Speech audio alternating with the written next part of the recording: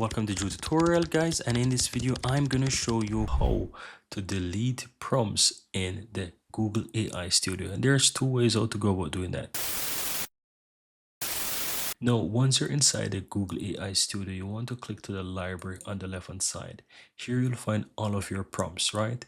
And in order to delete any, just simply click the three dots towards the right hand side of any prompt and simply click delete and click and delete again. Now, another way how to do this is you can do it from your Google Drive. So if you're inside your Google Drive, guys, you want to go to the Google AI Studio folder. You'll find those prompts. And as you can see here, I currently have 3 prompts, right? So I'm going to go to my Google Drive. And let's say I want to delete the one about weather. Just simply click on that and I can hit delete option here from the option at the top, or just simply press delete on my keyboard and it will be deleted.